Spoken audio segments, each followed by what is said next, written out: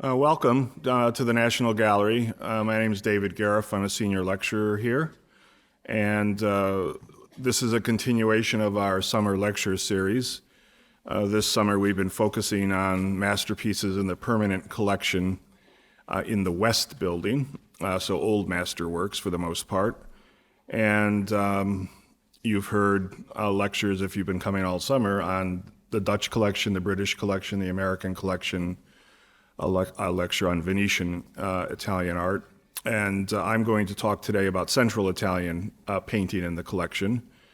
And then next week, the 25th, our series will come to its conclusion for the summer, and I'll be lecturing again on French 18th century art. So the series ends next Sunday. I want to welcome everybody who's also viewing this as a live stream. So, my discussion today is on the collection of Central Italian painting, roughly from 1300 to 1520. 1520 is the death of Raphael. I'm concentrating on Central Italy. My colleague Eric Denker has already spoken to you about Venetian Renaissance painting. The National Gallery of Art's collection of Italian painting is considered the most important in America, and it's among the most comprehensive in the world. The Italian collection is vast in its size, its scope, its quality. It's particularly rich in works in the location and period that I'm talking about, Central Italy, in the 15th century. And nearly all of the gallery's earliest Italian paintings belong, for the most part, to two major collectors, benefactors, and founding benefactors of the museum, either Andrew Mellon or Samuel Kress. So in this talk, in addition to trying to point out to you some of the great Italian paintings that we have, I am going to address especially the collecting taste of Samuel Kress, because that figures very prominently in this discussion. So here is a photograph, a portrait of Andrew Mellon on the left from 1933. That's in our Founders Gallery off of the Rotunda in the West Building. And then a portrait of Samuel Kress from 1953, also in our Founders Gallery. The portrait on the left is by Sir Oswald Burley, a British painter. And the portrait on the right of Mr. Kress is by Leopold Seifert, who's an American painter. So, as I've said, my colleagues, both Eric Denker and Heidi Applegate, have talked to a large extent this summer about Andrew Mellon. He does figure in this talk.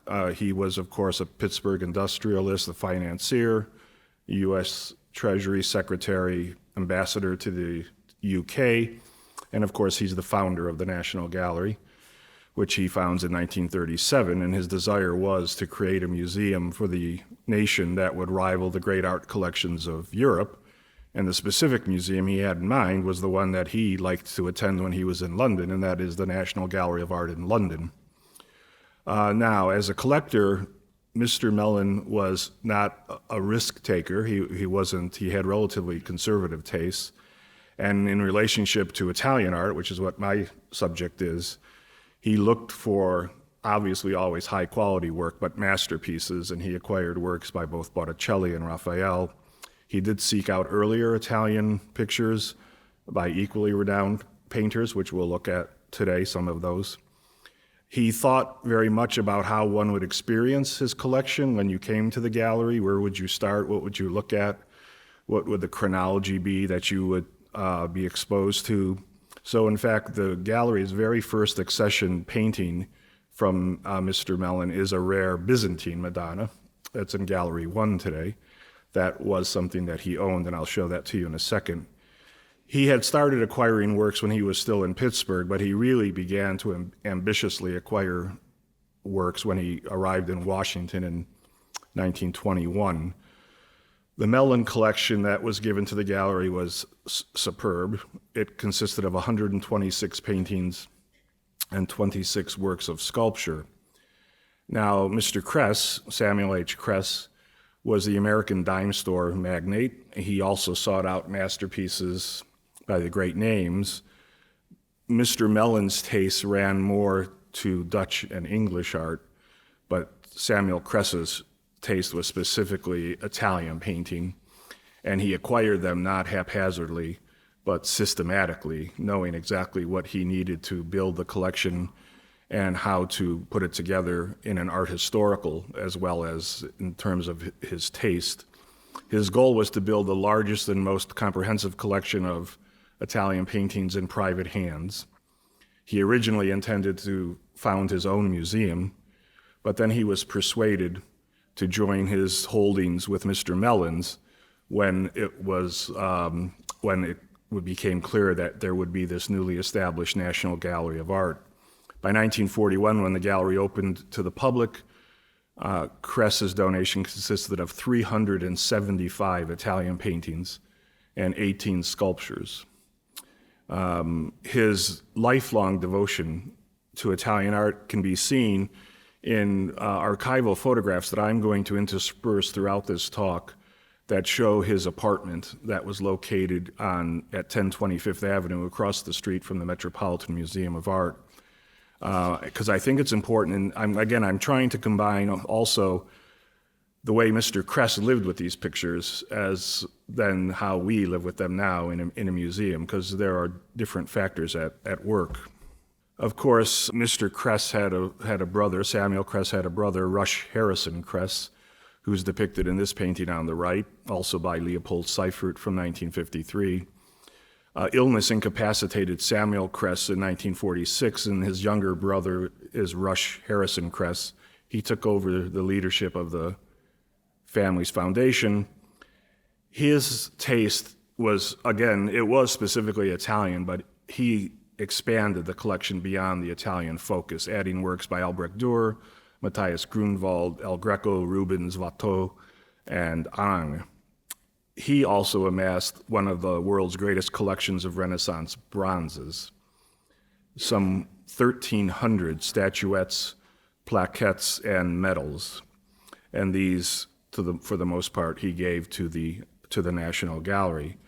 When you look at these two portraits by Seifert, you'll notice that he places both of the Cress brothers in a Italian Renaissance-style armchair, clearly speaking to their particular sort of taste in art. This is the opening dedication, the dedication of the National Gallery on March 17, 1941. On the left, President Roosevelt is speaking, giving the opening remarks. The museum opened to the public the day after this, so the dedication was March 17th, 1941. The museum opened to the public the next day. And in this photograph at the left, Samuel Cress is on the dais with Paul Mellon. I'll show you a closer view in a second. Andrew Mellon did not live to see the dedication of the gallery. He died in August of 1937. So his son, Paul Mellon, represented him on the dais, and I'll show you a picture in a minute. On the right is Andrew Mellon in his apartment here in D.C., which was at 1785 Massachusetts Avenue Northwest near DuPont Circle. It was called the McCormick Building.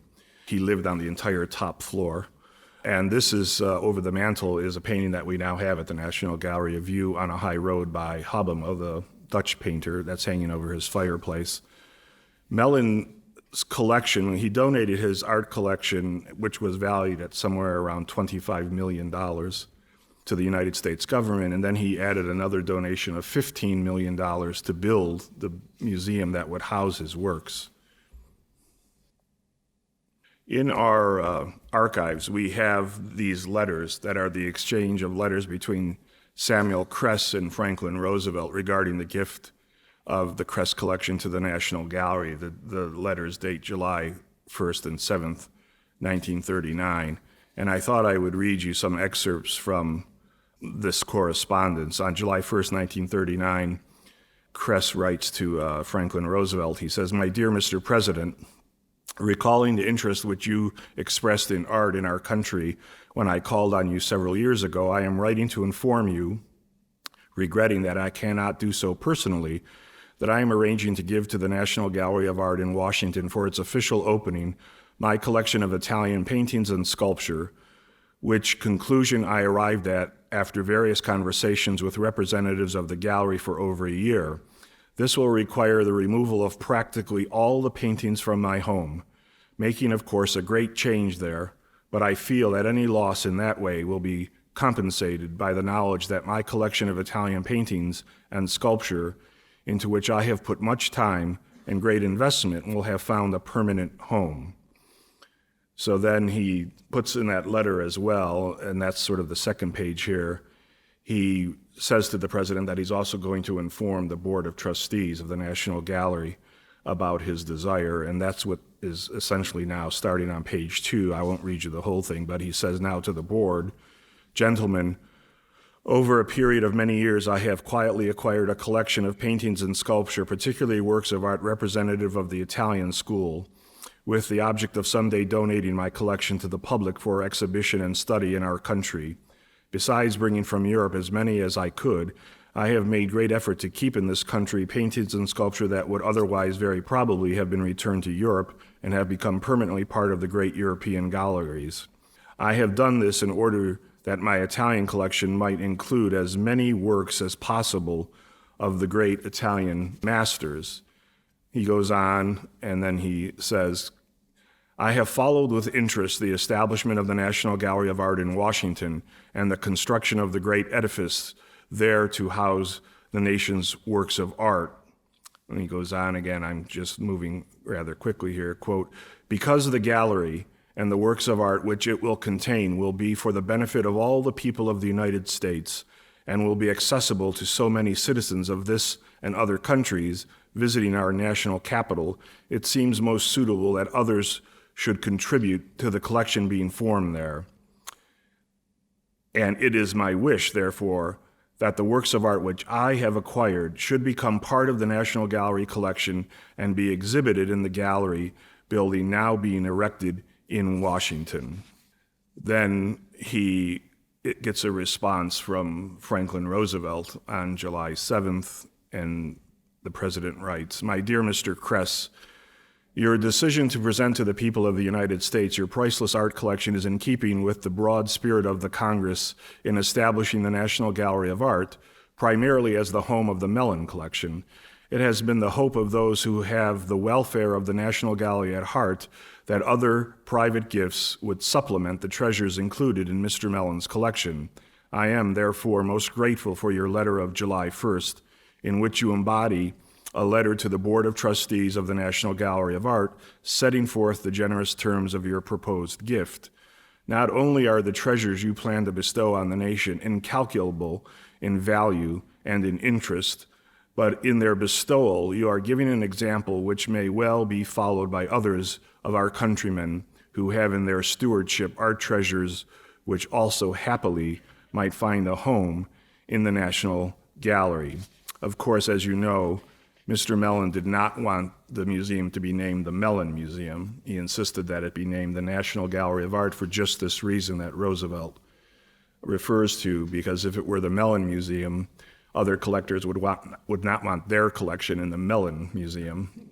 But if it were the National Gallery of Art that belonged to the entire nation, then they would want their collections there. And the first one to bring the collection, his personal collection, to the gallery in addition to the Mellon collection was, of course, Mr. Kress. So here is that dedication photograph, and now on the right is a close-up view. To the left is Samuel Kress. In the center is Paul Mellon. And the man to the right is the Chief Justice Charles Evan Hughes at the dedication of the gallery on March 17th, 1941. You can actually find this on YouTube, and you can actually hear the remarks of the individuals, but I'm going to read you just the remarks of Mr. Kress at the dedication. He says, "Mr. President, Mrs. Roosevelt, Mr. Chief Justice, ladies and gentlemen, I am sure that I voice the unanimous regret that Mr. Andrew Mellon is not here to participate in the fulfillment of his admirable undertaking. Like Mr. Mellon, I also felt the need of a national gallery which would be shared by all the people of our country and contain only the finest works of art, contributed by those who wish to give their greatest treasures to the nation that has done so much for all of us. In forming my collection, I have had in mind to provide for the study and enjoyment of the public as complete a representation as possible of the Italian school of painting and sculpture of quality. I have endeavored to acquire the best examples of the most representative masters of this important school, beginning with the 13th century painters Giotto and Duccio, and extending through the great periods in Florence, Siena, Umbria, Venice, and northern Italy, and ending with the Venetians of the 18th century. I felt that by so concentrating, I would be able to make the greatest contribution for comprehensive study and understanding of that school, which really gave the earliest fundamental inspiration and also maintained superior quality in art throughout the Renaissance period. Among the exhibits in this building are some of man's best works of art from the 13th to the 18th centuries, and the building itself is possibly the very height of man's accomplishment for its purpose. It is a great privilege to give our best to our country. As an older person, I feel this particularly now when we are asking our young men to place their lives at the disposal and service of their government. I love my paintings, having lived surrounded by them for many years. Now the walls of my home are bare of Italian paintings, and I shall miss them. But I am happy in the thought that during my lifetime, my collection intact is settled in my country, in a permanent home within this magnificent modern structure. It is my hope that this contribution will grow in appreciation with the passing years to be enjoyed by all future generations. And so, Mr. President, I turn over my collection to you for the benefit and enjoyment of all the people, to be preserved as part of that spiritual heritage which is our greatest and most treasured possession. Now, he makes reference here on a couple of occasions that he's going to be sad when all these paintings leave his home. So here is Mr. Kress, and here is the building he lived in. In the middle is the actual photograph of the building when it first opened in 1925. The photograph on the right is the way the building looks today. So he bought an apartment at 1020 Fifth Avenue in New York, across from the Metropolitan, when the building opened in 1925. So the family lived high above Central Park, and the artwork, the antique woodwork, the extravagant mantels, everything was chosen specifically. The duplex penthouse apartment was 8,000 square feet. It took up the two top floors of the building, and it had 17 rooms, 5 bedrooms, 6 baths, a grand salon, and a solarium, as well as large roof terraces. The apartment, which is at the corner of East 83rd, across from the Met, was actually advertised when they were seeking residents as, quote, the house in the sky, unquote. Kress paid in 1925 $150,000 for the space. The building went co-op in 1965. In 2008, the Kress family decided to put the apartment on the market, and it was marketed at in excess of $50 million. So now I'm going to make everybody jealous and envious, and we're going to walk through some of the rooms, but I've really chosen often to show you where he placed certain works that we have today in our collection. This was the sitting room in the apartment. Kress installed a ceiling from a 17th century Venetian palace, and that sort of shaped the apartment's 20 by 40 foot sunken grand salon. There was a short staircase that you see in this photograph, kind of in the center lower part. That was carved from marble that was quarried in Pietrasanta in Italy, where Michelangelo quarried his marble. There was a 30-foot long master bedroom that came intact, complete, from an English home designed by Robert Adams in the 18th century. The library, which in fact he later converted into a bedroom, was totally, completely transplanted from an 18th century French building. This is the entrance hall. These photographs, by the way, date to 1938-39. And if you'll notice the large painting on the far left, or in the other photograph kind of in the center, that's Agnolo Gaddi's Coronation of the Virgin with 6 angels that today hangs here at the National Gallery. If we go around that space and look at other paintings, today they can be located in Miami at the Low Art Museum, in Atlanta at the High Museum, and in South Carolina at the Columbia Museum of Art. The same entryway, just photographed from a different point of view on the left, and this is the Venetian sitting room on the right. Well, the main sculpture is by Antonio Rossellino, the Madonna and Child that's today here at the National Gallery. Here's that staircase again, carved from marble from Italy. Here, all those paintings across the wall, for the most part, are here today at the National Gallery. So from the far left across to the right is Anthony van Dyck's Lady with a Fan. This painting, at the time that Mr. Kress acquired it, was thought to be by Giorgione or Titian, but we know that's not the case today. It's by Cariani, Portrait of a Venetian Gentleman. The next work is a Titian workshop piece, The Allegory of Love, and then Bartolomeo Veneto, Portrait of a Gentleman here. So today these are all here. The complete catalog of the Kress collection runs to 9 volumes. The Italian painting volumes are 3 in number, and here they are, published in 1966, 68, and 73.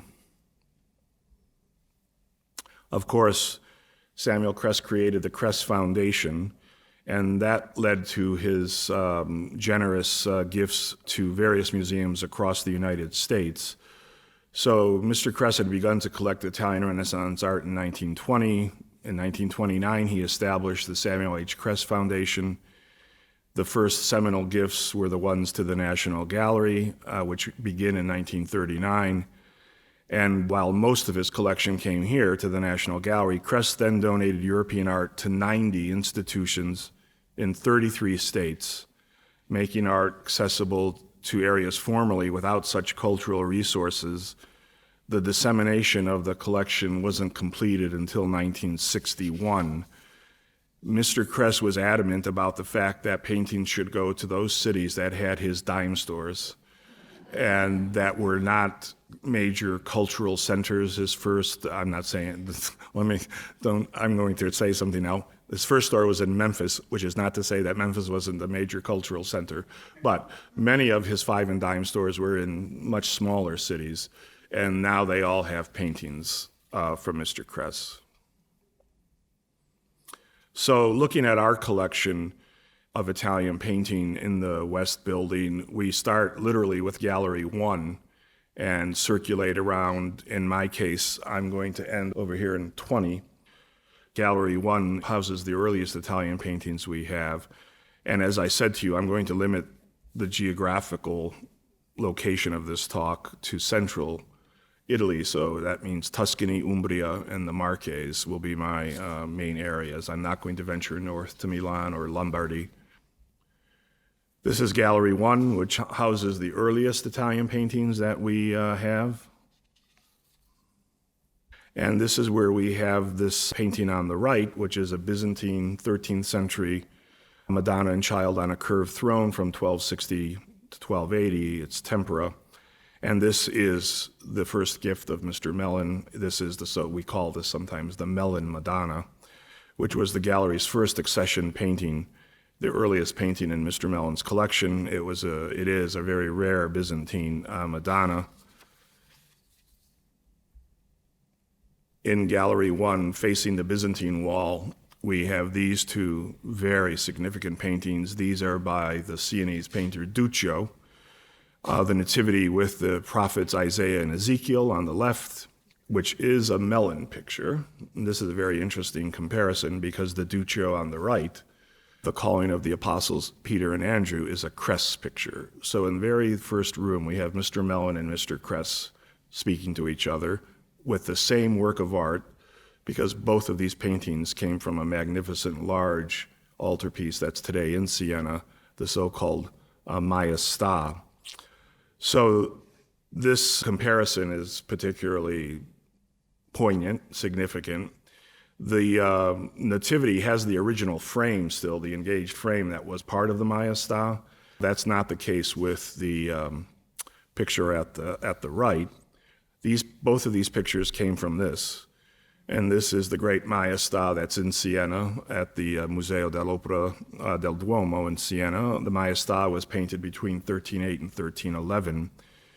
What often happens with altarpieces, especially of this scale, is that they are in style, but then they're out of style. And once they fall out of style, they start getting taken apart and what we call dispersed. So when you go through the first galleries of the West Building and see the Italian paintings, many are small pictures.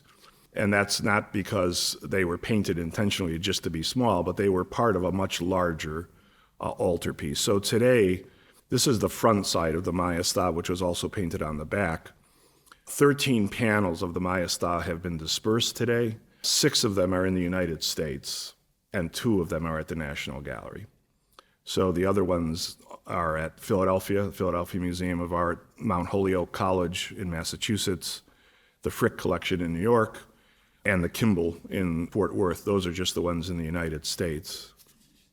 So our painting of the Nativity would have been right here in this low part called the predella. Here's the back.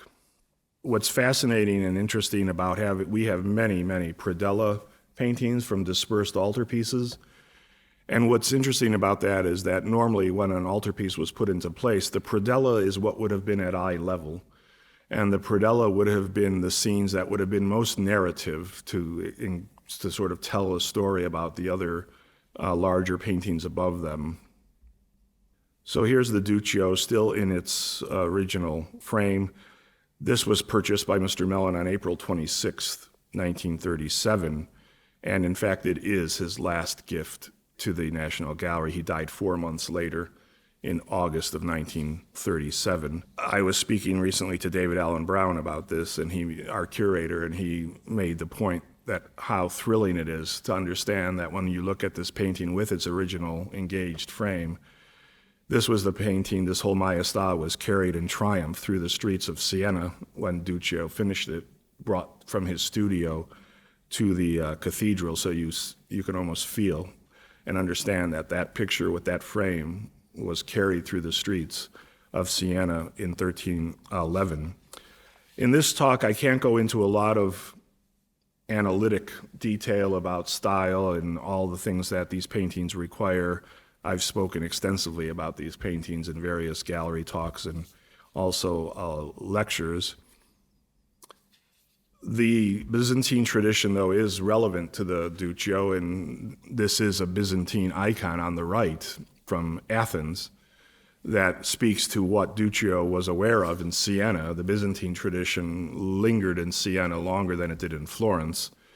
And this idea of the reclining Virgin after giving birth is a distinctly Byzantine motif.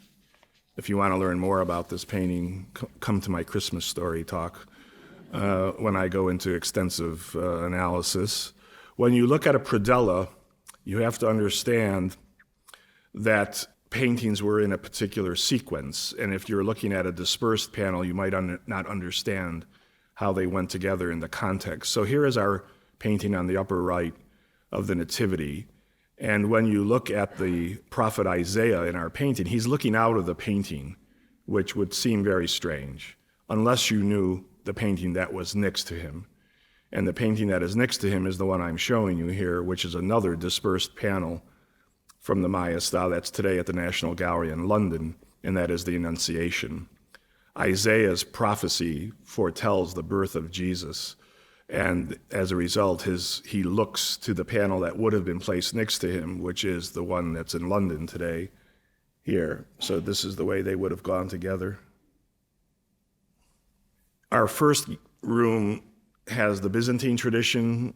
Then we speak to the sort of proto-Gothic tradition of Duccio and Siena. And then we have Duccio speaking to Giotto. And this is our great Giotto picture in Gallery 1, the Madonna and Child from 1310. This is a Cress painting. Again, with Giotto, the rules of Italian art change. He really is a kind of portal, you might say, towards the Renaissance. His naturalism, sense of plasticity, all of the things that we think about later in Italian Renaissance painting are already hinted at with Giotto. Again, though, what one doesn't necessarily realize when you look at our painting is that it is part of a dispersed altarpiece. And this is an altarpiece that art historians have debated as to how it might have all gone together. So there are various hypotheses of how this altarpiece might have looked, advanced by different scholars. This is a possible reconstruction of the five-piece dispersed polyptych that includes two paintings that are today in France, St. John the Evangelist on the left and St. Lawrence on the right. That's one theory. Roberto Longhi had another theory. And this is a reconstruction that he came up with of a polyptych proposed by Longhi that would have incorporated our Madonna and Child. If you like that one, you might like this one. Again, different theories here. What's interesting, our Giotto is in pristine condition. And one of the reasons so many Kress paintings are in pristine condition is because he took very good care of them. They hung in his house. And here's where the Giotto hung on the far right. So this is the so-called Venetian sitting room that had the Giotto painting on the right. You're looking to the left at the Antonio Rossellino Madonna and Child, and then you're looking at the Fra Filippo Lippi Madonna and Child. These paintings have very interesting provenance stories, being bought, being sold, being traded. This is the kind of thing I can't go into because we'll be here all day, but I'm just trying to sort of point out some of the highlights. In gallery number 3, we enter still Siena, and we have this wonderful painting that's a Kress picture by Simone Martini, the Angel of the Annunciation from 1330. The Sienese tradition is different than the Florentine tradition. It is a much more, especially in the hands of Simone Martini, who is a younger follower of Duccio. It's a much more courtly, elegant style, especially with Simone Martini. He's much more interested in this beautiful, courtly, elegant line, these figures that look almost like they're kings and queens and have a certain kind of luxuriousness, his emphasis on these brocades and damasks, textiles, which were very important to the economic life of Siena. This is a small picture. It's about the size of a sheet of notebook paper, maybe a little bit larger. And yet we know that this was also part of a dispersed altarpiece, and I'll show you the painting that goes with it. But first, here is the great Simone Martini that's at the Uffizi in Florence. And you can see this incredibly lovely courtly style, especially this angel, the angel Gabriel, who lands here and announces to the Virgin that she'll bear this child, surrounded here by two saints to the left and to the right. This is the hallmark or the epitome of elegance in the work of Simone Martini. Now, I mentioned that this picture is the angel Gabriel, so it's clearly an angel in the Annunciation, but we don't have the figure of Mary, but we know where Mary lives. She lives in Russia. And here she is. This is the Madonna of the Annunciation. We have the angel, and the Russians have Mary. And this is today at the Hermitage. So if we were to reconstruct this as a diptych, it would have looked like this. Another beautiful, wonderful painting that we have, and this is also in Gallery 1, is this triptych. Triptych simply means three-paneled. Normally a large central panel with two wings that close over it, as you see here on the right. This is by Nardo di Cione. He's a Florentine. It's the Madonna and Child with Saints Peter and John the Evangelist and the Man of Sorrows on the very top, that little trefoil shape at the very top. This is, again, a jewel-like work. It's small. We have it installed in the gallery on a little ledge that would have been comparable to the way you would have found it, because this would not have been in a church. This would have been in a private home for private devotion. Today you might throw your iPad in your suitcase. In the past you would throw this in your suitcase so that when you got to wherever you were going, you could set it up and still have a place of devotion and prayer. This painting is, again, in really beautiful shape, but it's interesting where Mr. Kress had it. He had it over the bed in the so-called Carpaccio bedroom there. So there you see it over the bed in his apartment. With other works by Carpaccio, The Virgin Reading is in the towards the left, which is a painting we also have today at the National Gallery. If you go through I'm not going to go through every painting every time, but other works in this room are today in Miami, in Tucson, and in Birmingham, Alabama. This is not a Mellon picture. This is not a Kress picture. This is a recent acquisition through the great incorporation of the Corcoran collection into our collection. And this is by Andrea Di Vanni, a Sienese painter. It's scenes from the Passion of Christ, the Agony in the Garden on the left, the Crucifixion in the center, and the Descent into Limbo on the right from the 1380s. So this really is an incredibly important addition to our early Italian pictures. It comes to us neither from Mr. Kress or Mr. Mellon, but of course now we have these incredible number of works that were collected by Mr. Corcoran, so they are housed here today as well. This is a beautiful painting. Here are the panels on the left of the Agony in the Garden and Christ's Descent into Limbo. For this, you'll need to come to the Easter story in art, which is another one of my seasonal talk, shall we say. Here's the great Agnolo Gaddi painting that we have as you enter and move from Gallery 1 into Gallery 2. You see it framed there on the right. This is a 3-part altarpiece. That is the original frame except for those spiral columns, which we reconstructed from fragments that were left. So the spirals are modern replacements of the lost originals. This picture is fascinating because of the lineage here. Agnolo Gaddi is a Florentine. His father is Taddeo Gaddi, and Taddeo Gaddi studies with Giotto. So we have a direct line here from Giotto to Taddeo to Agnolo Gaddi in terms of the lineage of these artists. This painting is fascinating in other ways.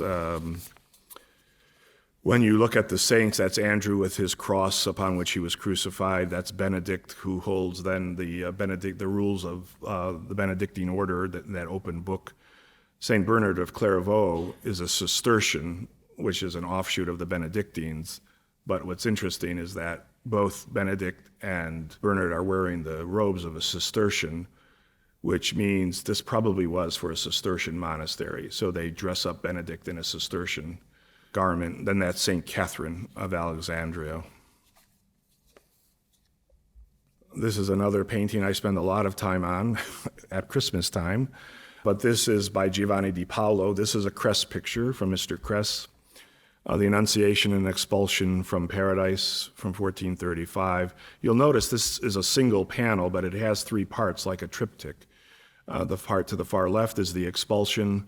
In the center is the Annunciation, and on the right is poor Joseph over there, relegated to the perimeter, to the edge, who warms himself by a fire.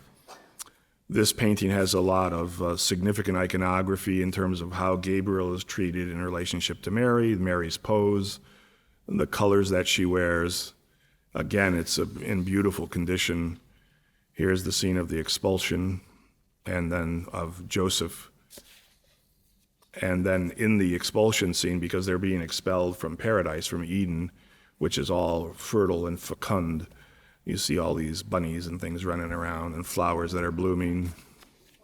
One of my favorite paintings that doesn't get the attention that it always deserves is this predella. So again, you can see that this would have been at the bottom of an altarpiece. When you have this long array of pictures, you know that something went above this. And this is by Benvenuto di Giovanni, a Sienese painter. There are 5 scenes that comprise this predella: the Agony in the Garden, Christ carrying the cross, the Crucifixion, Christ in Limbo, and the Resurrection. Now, this is interesting because it's 5 panels that were part of one predella, but Mr. Kress acquired them at 2 different times. The initial painting of the Agony in the Garden he acquired first, separately. And then some years later, the 4 other paintings were discovered together, and it seemed evident that they were 4 of 5 predella panels, which is the way that they today are shown here. So here they are. The first panel was acquired by Mr. Kress by itself, and then some years later he acquired the other 4 paintings. I'll show you some closer views here.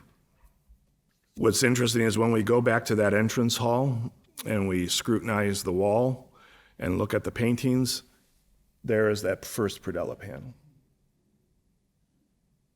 That's the Agony in the Garden, minus its 4 friends, which hadn't shown up yet. So Mr. Kress purchased the Kress Foundation, through funds, purchased the Agony in the Garden in 1938, and then it was gifted to the gallery in 1939. The other 4 paintings were purchased by Mr. Kress in 1949, and then gifted to the gallery in 1952. So how did this look when it was all together? Like this. Here's the painting that our predella went under, and that painting today is in Siena.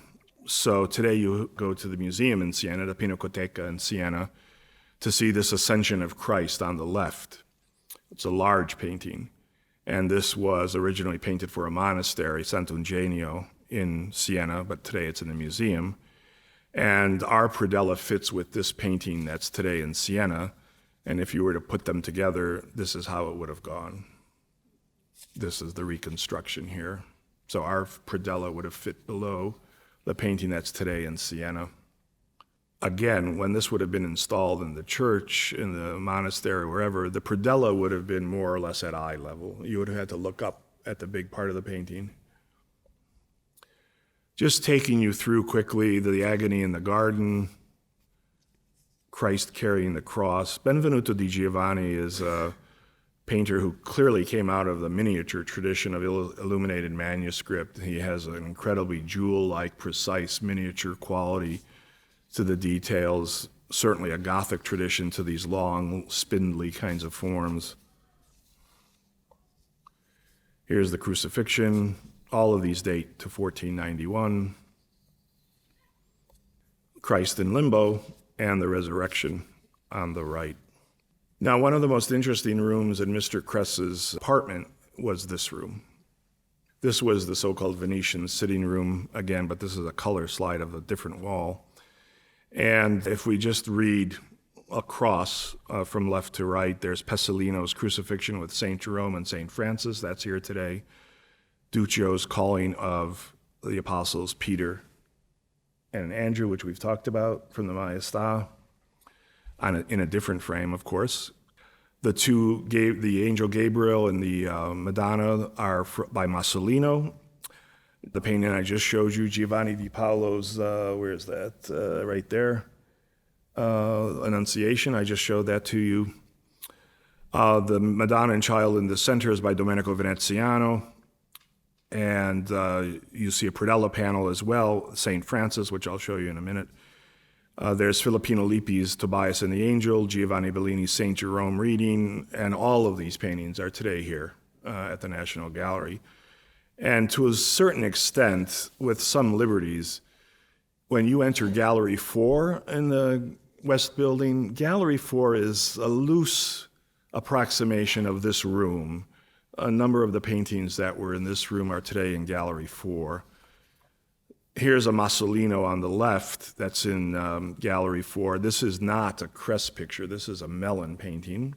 Goes along with those other 2 Masolinos I just showed you by Mr. Kress, the Annunciation from 1423-24.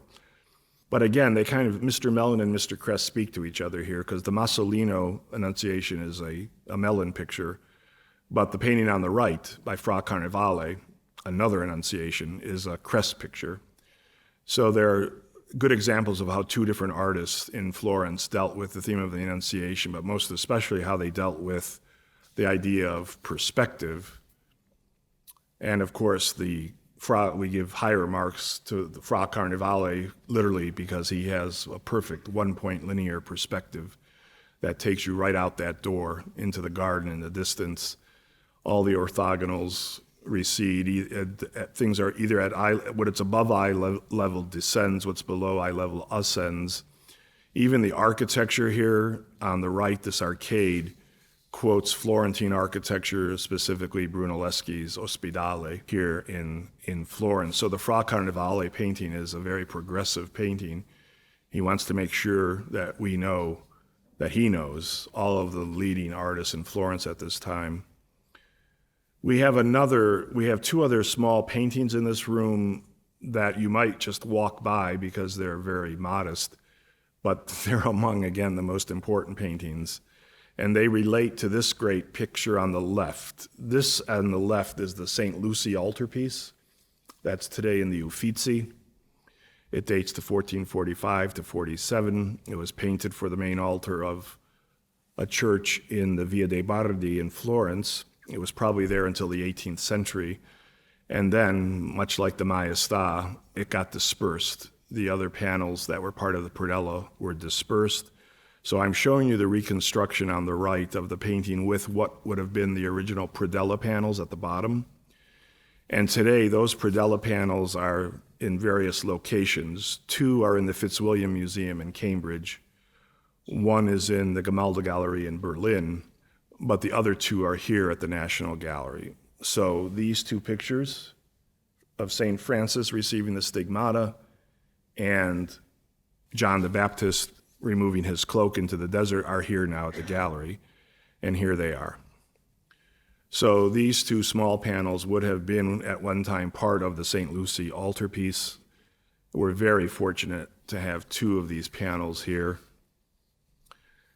There's much to say about the importance of especially the St. John in the Desert, the painting on the lower right by Veneziano. Veneziano, despite his name, he was born in Venice, but he's essentially a Florentine. He comes to Florence early in his life. All of Gallery 4 is Florentine. It's like the who's who of Florentine artists. And they're all interested in one thing, which is problem solving. By the 15th century in Florence, now we're beyond Giotto or Duccio, we're into the 15th century, and all of the Florentine artists are interested in solving problems, perspective, space, compositional motifs, anatomy, all of the things that artists must have to master, modeling in light and shadow. So every painting in that room, an artist is trying to solve a problem. And in the case of the Veneziano, lower right, St. John, what's most evident here is the fact that this is a naked man, it's a nude body. And what Domenico Veneziano is trying to show us is that he knows anatomy. He's actually looked at human bodies, and in fact, he's probably done dissections of cadavers. But it's also a figure that clearly seems to be based on an antique model. The Romans especially love to have these small figures in bronze. We've done shows like this here at the gallery of a Renaissance artist echoing that technique, the great Antico show that we did. So you would hold these little sculptures in your hand. It would be a sign of your sort of education and refinement. You would have a small little nude statue on your desk. And this is probably the kind of thing that Veneziano was seen in Florence at this time, that encouraged and was used as a source for this figure. Certainly there were larger sources. This is the great Marathon Boy. This is a Greek bronze from 340 BC. It's at the Archaeological Museum in Athens. So it's this kind of sculpture, both by Greek and Romans, but also more specifically the small versions of this kind of sculpture that the Florentines would have known, that encouraged this kind of study of anatomy. This is the time of dissections. And I always like to bring this in because this is the anatomical theater at the University of Padua today. This was built in 1594. You can still visit the university and you can visit this theater, which is where they did dissections. You see two different views here, one with the dissection table that doesn't have the flat part on the left, but does have the flat part on the right. And what that flat part on the right was, and there you see the chair where the professor would have been holding forth, doing a dissection. The students would have been around the circular areas looking down to follow his lecture. But because at this time dissections of human cadavers was forbidden by the church, you did this at great risk, and so that you had to be very careful. So when a professor would do a dissection of a human cadaver, He would have his students perched in various lookout places in case somebody was coming to sort of arrest him. But the reason that dissecting table has these panels is because they were hooked up to a pedal, and the dissection table was over a trap door. And if, in fact, somebody was coming, if the student said, "The cops are coming," then the professor could hit the pedal, a trap door would open, he could then let the panels of the table open up and drop the cadaver into the river, where it would float away. And then he could close the panels, and he would have next to him probably a cadaver of a cat or a dog that he could throw up on the table. And then if the authorities said, "We have a report that you're dissecting cadavers," he could say, no, this is just a cat or a dog, and the evidence was meanwhile floating away. When you go to the University of Padua, if you're an academic, as I am, my whole career has been in universities, it's quite moving. And the reason it's moving is because you understand how important knowledge was and curiosity and what that meant to people, how they valued learning. So, for example, the alumni, the various individuals who studied at the University of Padua included Copernicus, Vesalius, William Harvey, Giuseppe Tartini, Torquato Tasso, Giacomo Casanova, Ugo Foscolo. They're all alumni of this university. The greatest teacher probably on the faculty at Padua was Galileo. Galileo's lectures were so popular, he held the chair of mathematics at Padua between 1592 and 1610. His lectures were so popular that the students would come in and the room would be jammed, and because he would be on the same level, he'd just be standing on the floor. Students in the back couldn't see him or hear him. So the students themselves took it upon themselves to go out and get a bunch of lumber and fashion up a podium that they would allow him to be raised up above the level of the floor so students in the back could hear him. And they just fashioned this out of scraps of lumber that they scavenged. It's this old rickety thing, and it's still there. When you go, you see the room where Galileo lectured, and you see this rickety podium that he used to get, that the students built for him. Of course, dissections ultimately in the hands of somebody like Leonardo da Vinci reach this incredible kind of sophistication. These are just some anatomy studies by Leonardo from 1510 that are in the royal collections at Windsor. We come to the Medici. I'm not going to talk about these two sculptures as works of art, but I'm using them to illustrate the great brothers Medici, Lorenzo de' Medici on the left and Giuliano de' Medici on the right, because they're, of course, among the greatest patrons in 15th century Florence. The tradition goes back to their grandfather, Cosimo, to their father, Piero. We have one of the greatest collections of Medici-related pictures, almost all of which come to us from Mr. Kress. So we're particularly rich in works by the Medici. This incredible bust on the left by Andrea del Verrocchio is a Kress work. And then it's beautiful because the other brother, Giuliano, on the right, that terracotta was given to us by Mr. Mellon. So we have, again, the two great founders sharing their riches in this case. I mentioned Verrocchio, who executed the bust on the left, because our first big show of the fall, opening on September 15th, is going to now be a Verrocchio show. It's currently in Florence. It's coming here.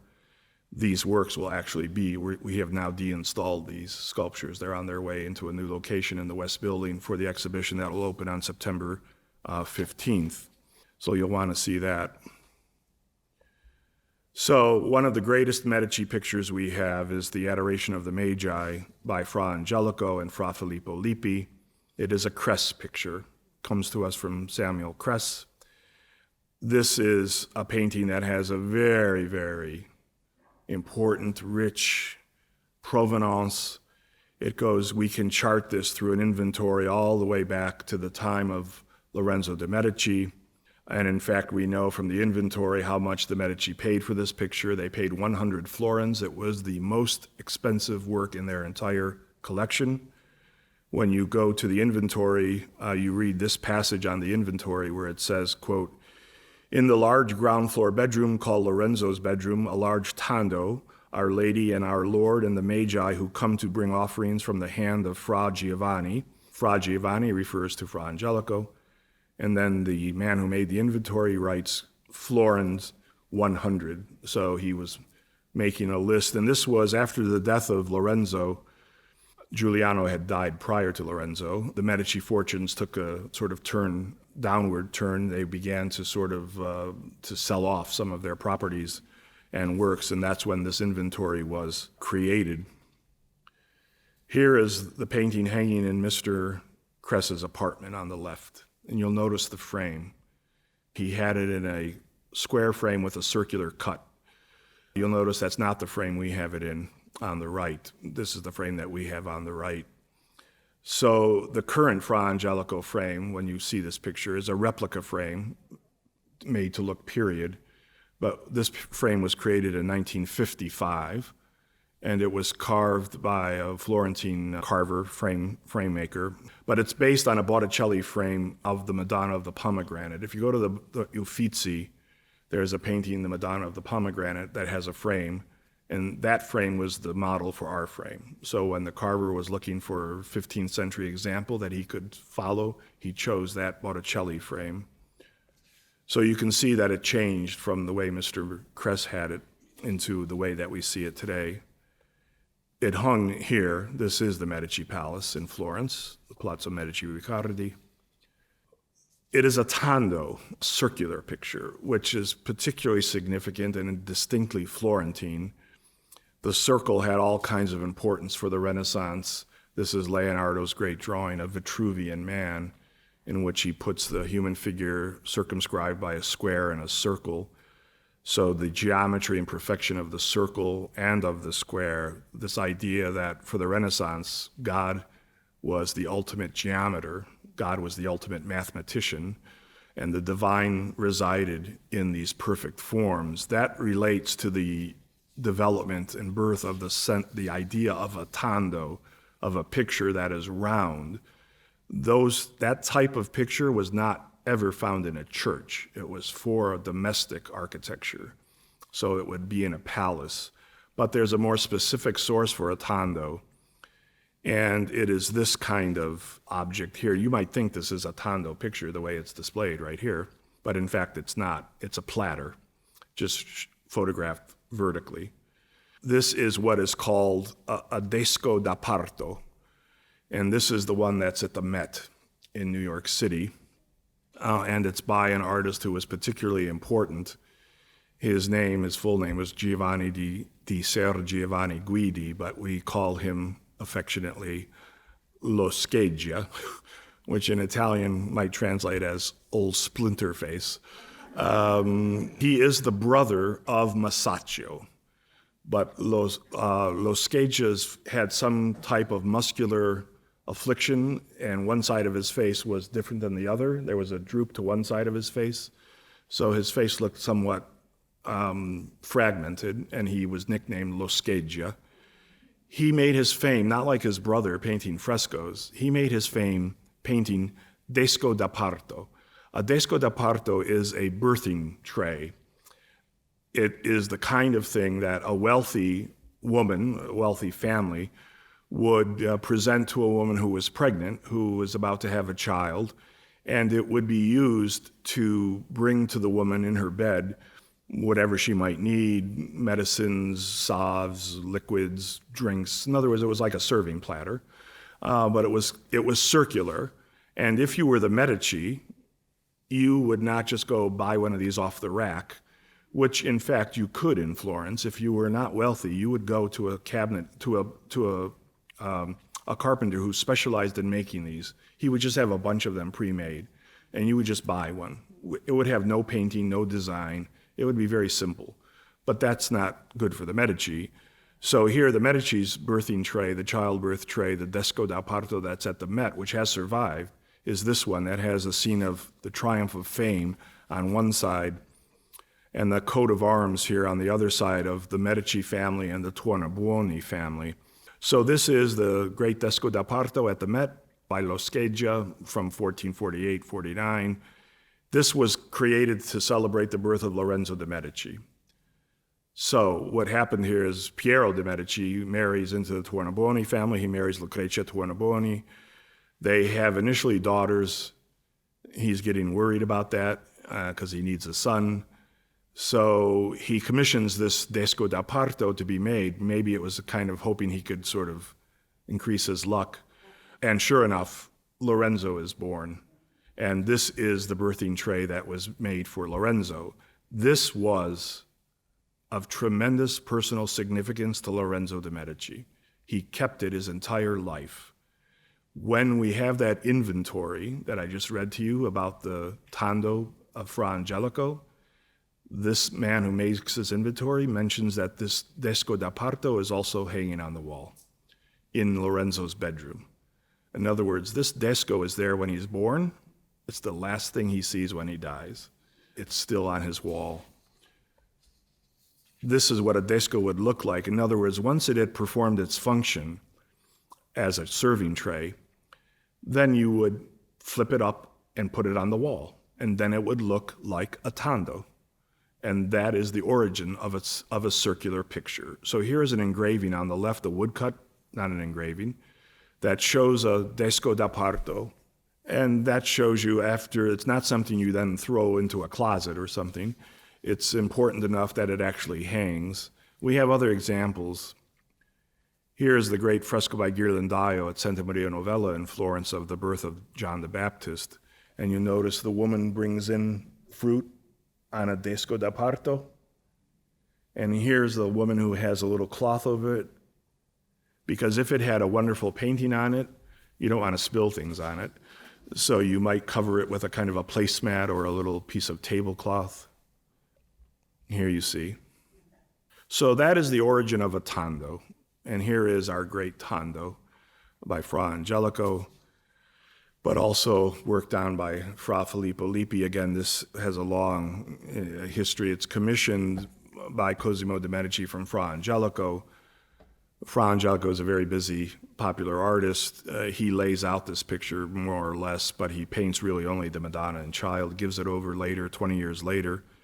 So the first commission is 1440, but in 1460 he gives it over to Fra Filippo Lippi, another monk. They're both, Fra means brother, but they were very different in terms of their comportment, shall we say.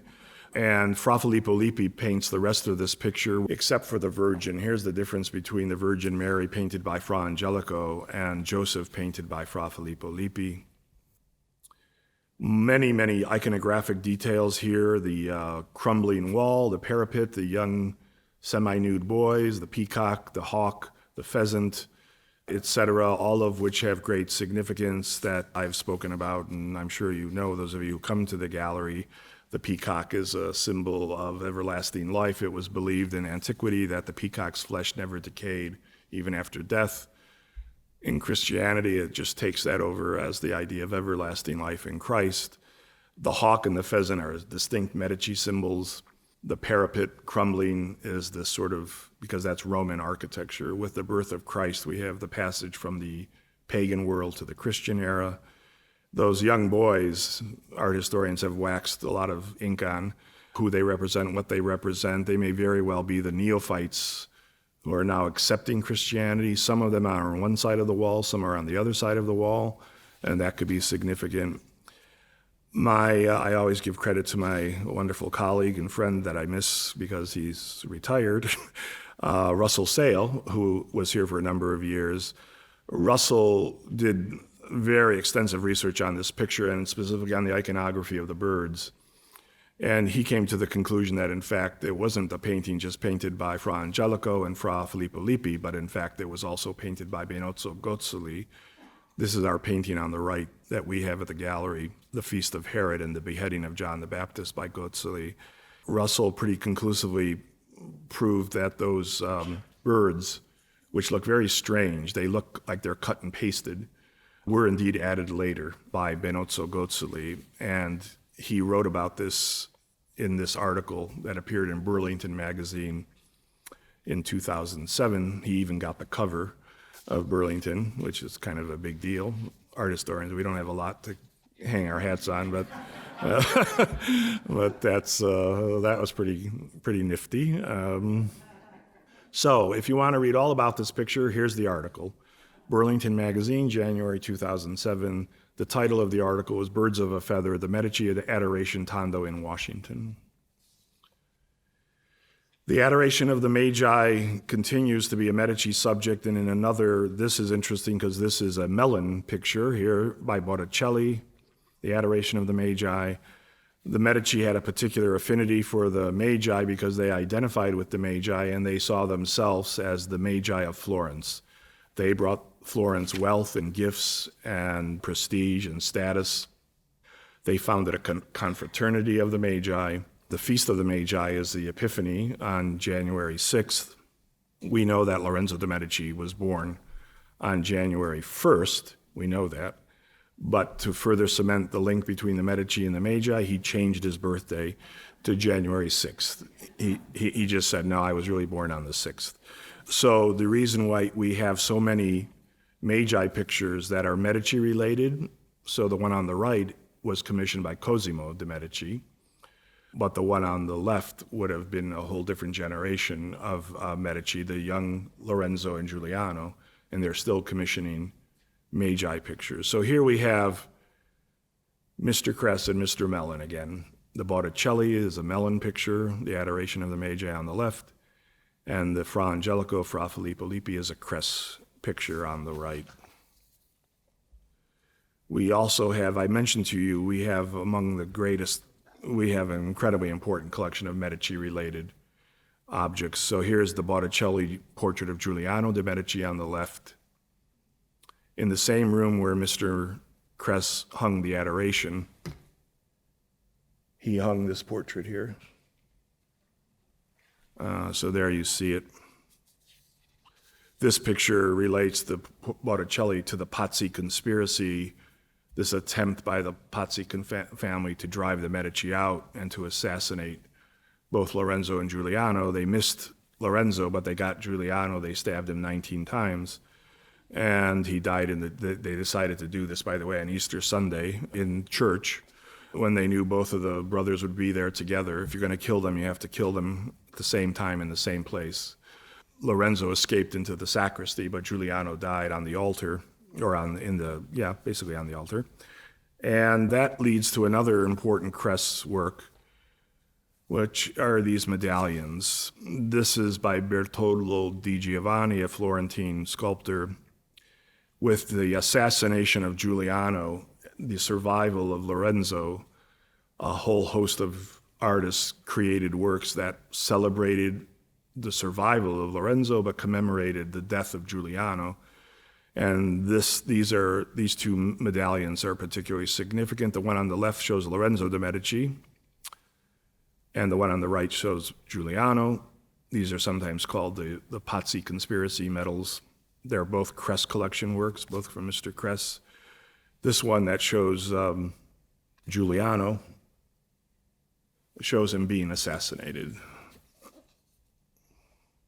Another very important work, I mention it is not a Mellon work, it is not a Kress work. We're introduced to a different collector here who was discussed especially by Eric Denker in the Dutch collection earlier, and this is part of the Widener collection. It's the Andrea del Castagno shield on the left, a David with the head of Goliath from 1450-55. This shield is very significant because it's so rare. This was a shield, a Florentine shield.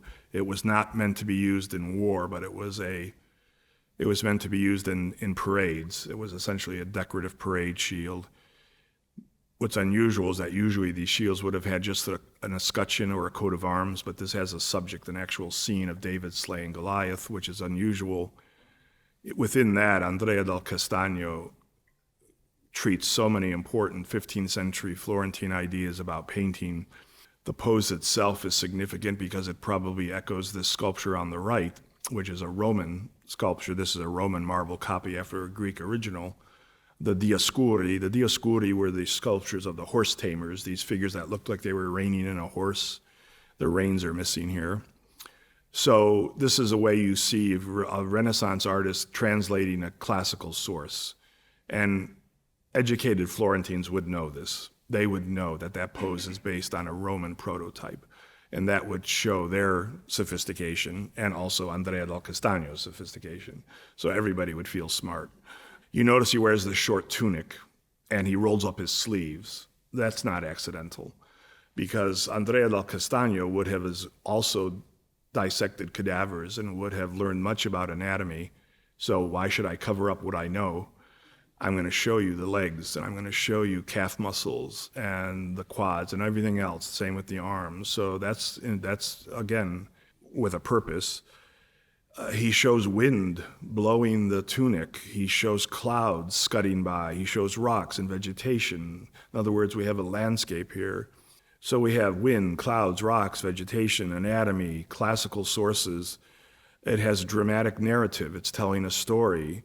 But then it also even had political symbolism, because for the Florentines, David was a particularly important subject. So the reason we have so many Davids in Florentine art, Verrocchio does David, Michelangelo does a David, Andrea del Castagno, Donatello, everybody does Davids, is because the Florentines saw themselves as a David. We are an underdog. We're a small republic, constantly challenged by bigger, more powerful neighbors, the Papal States, the Duchy of Milan. We're always threatened. But if you come against us, we may look small, but you're going to go down. And so David was a subject that they favored. The theme of the Dioscuri was well known. It was translated into prints. This is after Marcantonio Raimondi. So artists knew those sculptures, either from those Roman copies or from actual engravings. When you come back to the Botticelli that we talked about, and you notice to the right, there's a figure reining in a horse. In other words, Botticelli in this picture is showing us that he knows that sculpture too. See it there? So this is the way artists embedded and sort of impressed us with their classical knowledge. So here's the same reaching up to rein in the horse. That comes from this. Here's Fra Filippo Lippi, Madonna and Child. This is a Crest picture on the left, 1440. And I'm showing you an Andrew Mellon Botticelli on the right from 1470. There's lineage here. Fra Filippo Lippi is a monk. He's a Carmelite. Remember, Fra Angelico was a Dominican. They're very different. Fra Angelico was very devout, he was beatified by Pope John Paul II. He's on his way to becoming a saint. Fra Filippo Lippi was anything but a saint, and at time he worked for Cosimo de' Medici, who at one time locked him up under what he called protective custody in the palazzo that I just showed you, the Medici Palazzo, because he was notorious for running out and having escapades. He was arrested for embezzlement. We know he was even tortured on the rack during his hearing. He had an affair with a Carmelite nun, Lucrezia Butti. They had a child, and of course their child is one of the great Renaissance painters, Filippino Lippi, the little Philip. So very different, but Botticelli figures in here because Fra Filippo Lippi, when he has Filippino, and Filippino is going to be, clearly is talented and is going to be an artist, Fra Filippo Lippi is wise enough to know that he's not going to study. I don't want him to study with me. That's not good, father, son. It's like teaching your son to drive or something. So he looks around for who should I have my son study with, and he chooses his greatest student, Botticelli. So the lineage is Fra Filippo Lippi, whose best student is Botticelli, who then becomes the teacher of Filippino Lippi. So that's the way this lineage unfolds. Here is the Crest apartment again with an interesting painting. There is the Fra Filippo Lippi on the far right. The painting on the far left is interesting. You see it there in the Crest apartment. It's by Neroccio de' Landi. And it was initially Mr. Crest purchased this picture, and you see it right there. But on the left, you see it today in that color photograph, and it's not in the National Gallery anymore. This painting was acquired by Mr. Crest. It was gifted to the National Gallery. And then we did an exchange with the Met. We swapped paintings. And so this painting then went to the Met in 1960. So it was a Kress picture originally here at the gallery, but then now it's today at the Met.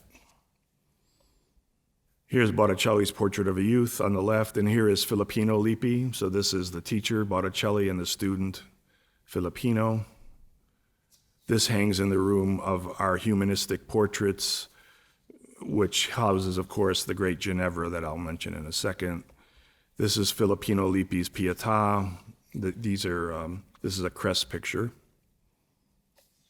Now, today, if you go into the galleries, this whole situation has changed because we're preparing for the Verrocchio show.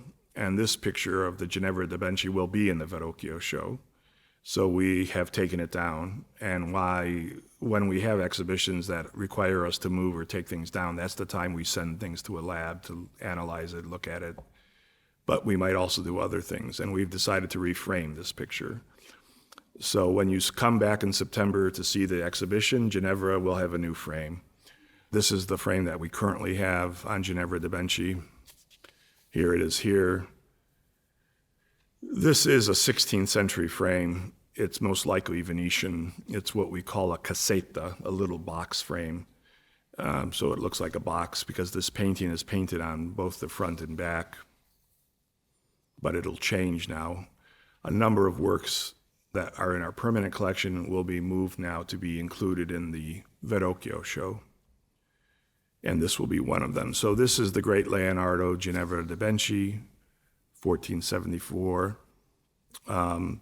Now this picture is neither a Kress picture, nor is it technically a Mellon picture, but this was bought with funds from Andrew Mellon's daughter, Elsa. She created a fund for purchasing works of art. So we purchased the Ginevra with money from the Elsa Mellon Bruce Fund. So it relates to the Mellons that way. This painting has, again, an interesting history. 2017 marked the 50th anniversary of the acquisition of the Ginevra da Benci.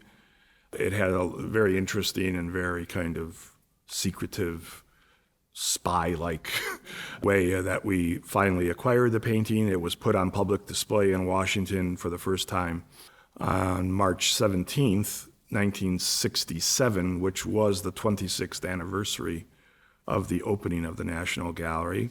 It's an early Leonardo when he was 21 years old. It's a portrait of a young Florentine woman, Ginevra. It might be related to her wedding to Luigi Niccolini in 1474. It's also painted on the back. The front is oil, but the back is tempera. And on the back, we have this wreath of laurel and palm and juniper with a scroll that's inscribed in Latin, "Beauty adorns virtue." But when we x-rayed this picture, there are a lot of other things going on here.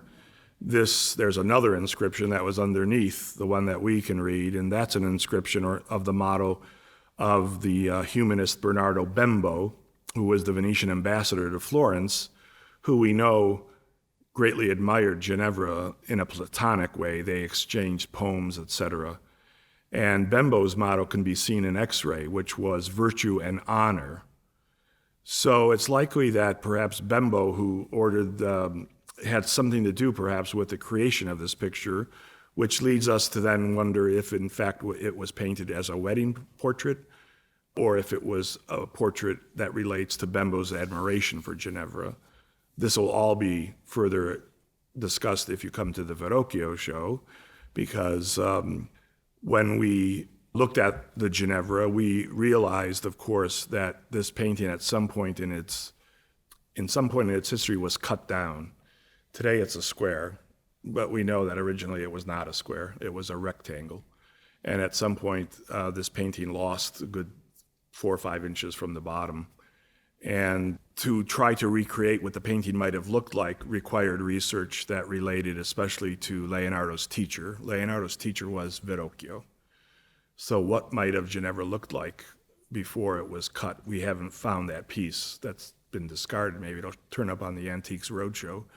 So in order to try to come to this requires a little detective work. There is this sculpture by Verrocchio that's at the Bargello, Lady with Primroses from 1475. Right now, it's not at the Bargello. It's here at the National Gallery because this will be in the Verrocchio show. So this, at one point, people thought this was a portrait of Ginevra. It's by Verrocchio. It's certainly a sculpture Leonardo knew.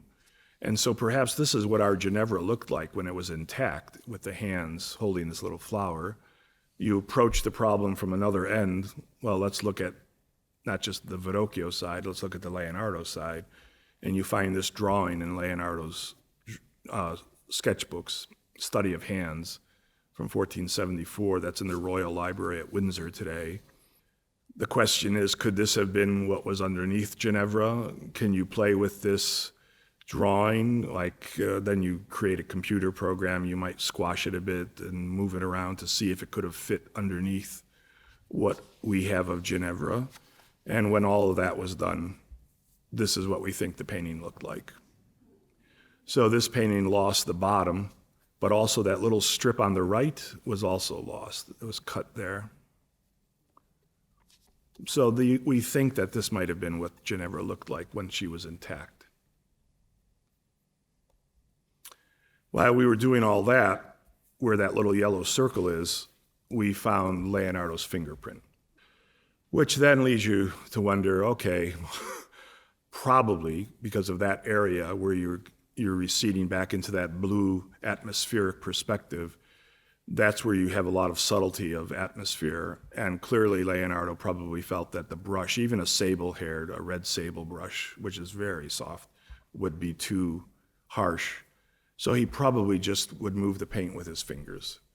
And by so doing, he would impress his fingerprint onto the paint, which then led art historians to look at all of Leonardo's paintings for fingerprints. And the art historian who made a living, at least part of his career, doing that was Martin Kemp. And indeed, he has found fingerprints in almost all of Leonardo's paintings. We come to the last room, Gallery 20, which is the Raphael Perugino room. Perugino was Raphael's teacher, so this is the great crucifixion. This is a melon, not a crest, but a melon picture. Crucifixion with the Virgin, St. John, St. Jerome, and St. Mary Magdalene from 1482. This was done for a chapel for a Dominican church in San Gimignano, which is not far from Siena. Here are the images of St. Jerome and St. Mary Magdalene. So this is a great melon picture. Not far from that room is this great painting by Piero di Cosimo, which is a crest picture. The Visitation with St. Nicholas and St. Anthony Abbot. This is in Gallery 19 from 1489. This is a painting I spend a lot of time on the Christmas story because that's St. Nick in the lower left. Ultimately, that's Santa Claus, but he has a kind of a checkered history. Lots going on in this picture. In the background, you see this portrayal of a fresco on a building of the Annunciation. You see the nativity scene here on the left, detailed above St. Nicholas's head. Then the shepherds are coming. This is packed with all of the Christmas themes here. So the adoration of the child, then the adoration of the shepherds, and then winding down that road on the right, the Magi are coming. The whole reason Mary and Joseph have to flee into Egypt is because Herod is threatening to kill all the firstborn, and that's the massacre of the innocents, which is here. So Piero gave us the whole story here. This is a great portrayal of St. Anthony Abbot along with St. Nicholas, this great portrayal of the saint, especially I love those spectacles. So these two great saints, St. Anthony Abbot, who is essentially the founder of monasticism, against St. Nicholas, who was the Bishop of Myra in Turkey in the 4th century, who was known for his kindness and charity, especially to children. He gave gifts to children, and that sets in motion this whole sort of lineage. He's opening and looking at the Book of Wisdom. His symbol becomes these 3 golden balls that you see on the floor to the right, which are stand-ins for one of his miracles when he finds out about this very poor family, these 3 girls who they've lost their mother, their father is poor, he has no money for a dowry, If without a dowry, they'll probably have a life of prostitution and servitude. So St. Nicholas hears about this. So one night he comes, when they're take off their stockings and their shoes, they put them by their bed.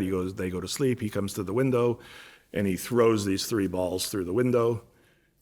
Each one goes into a stocking. The kids wake up in the morning. They've got these golden balls in their stockings. That's their dowry. And the word spreads that St. Nicholas is this great kind of gift giver for kids, for children, and we're off and running. He's reading from the Book of Wisdom here. This painting was cleaned when we did our big Piero show a few years ago, so it's in magnificent condition.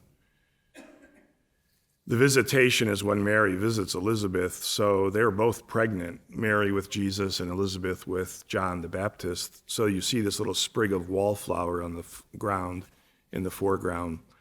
And wallflower had a significance. It signified divine love, but more specifically, since antiquity, wallflowers was used to create an herbal medicine or remedy to lessen the pain of women in childbirth. So it refers to the pregnancy of these 2 women. This is the other great Tondo, Piero di Cosimo's Tondo, the Nativity. This is a crest picture and a detail of the angel.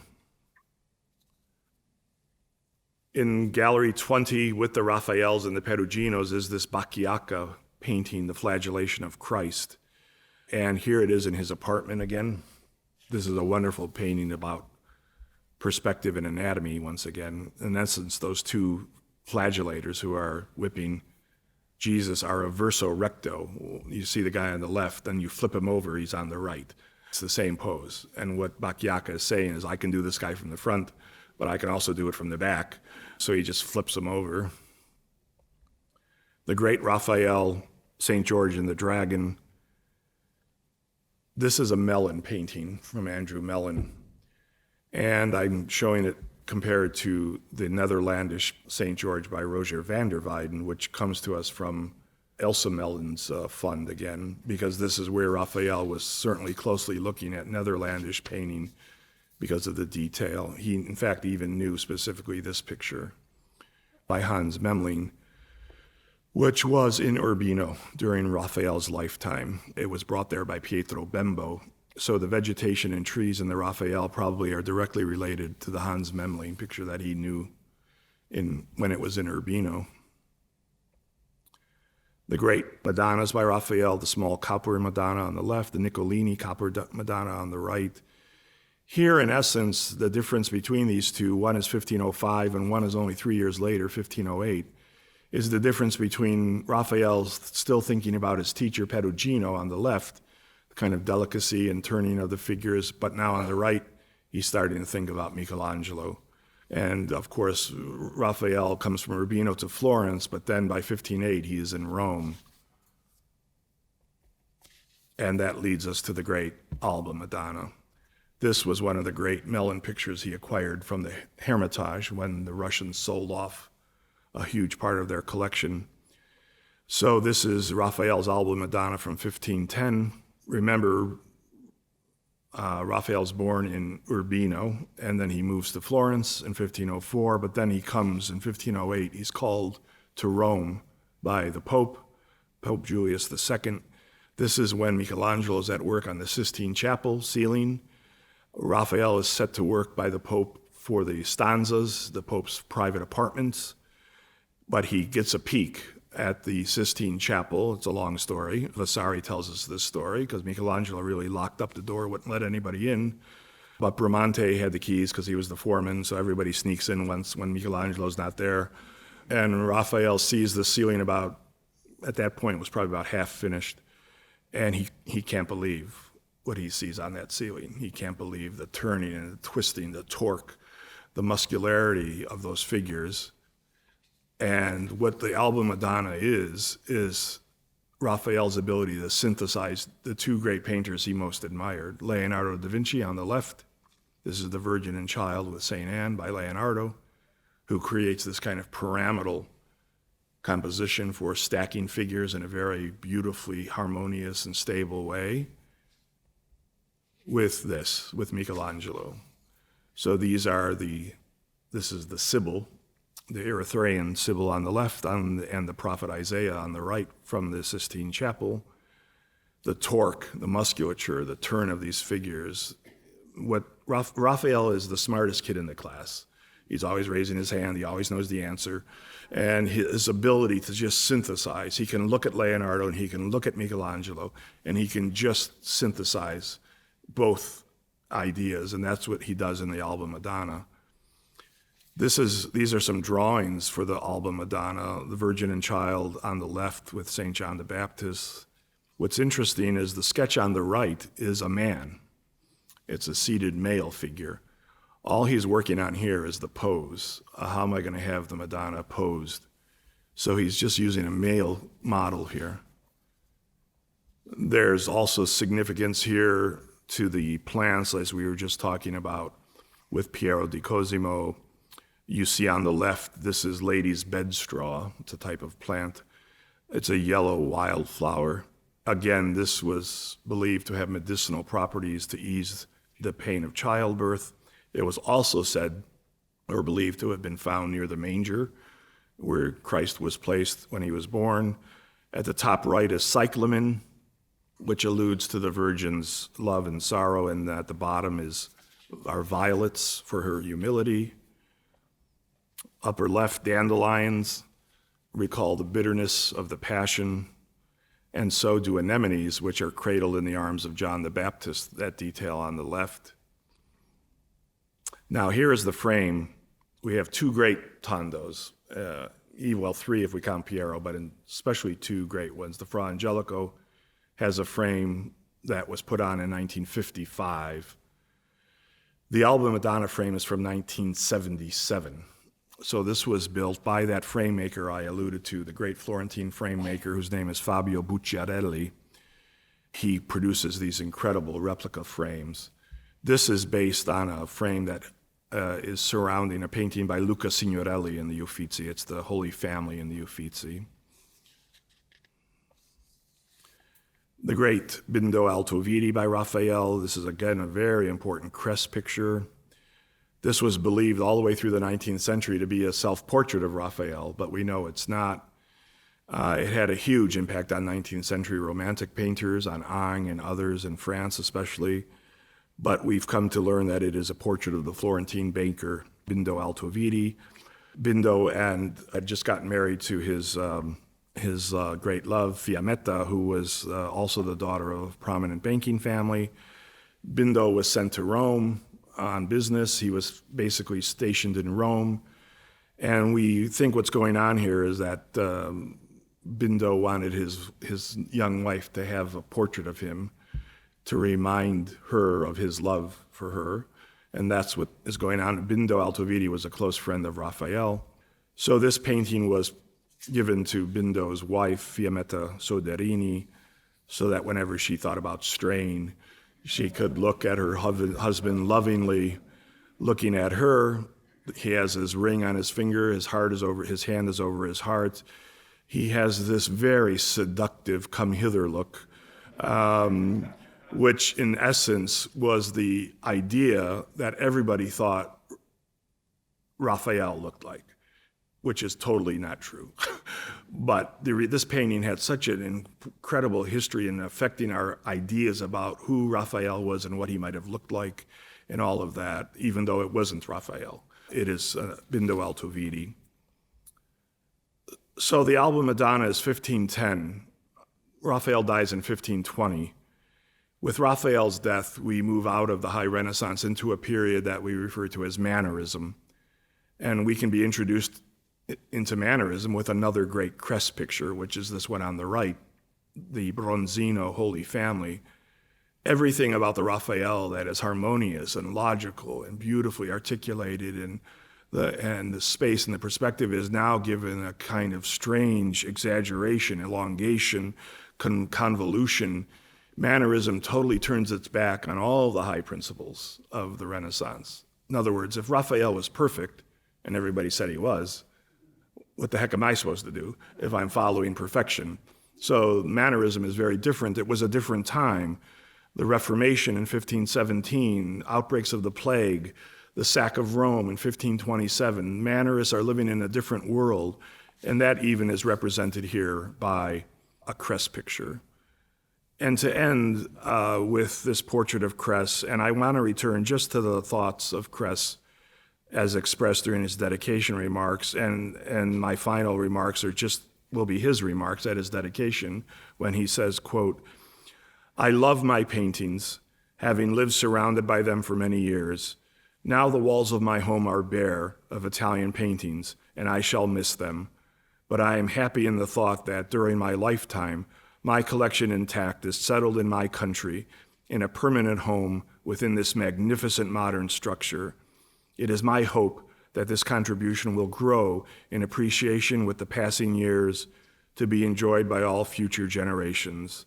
I turn over my collection for the benefit and enjoyment of all the people, to be preserved as part of that spiritual heritage which is our greatest and most treasured possession." Thank you.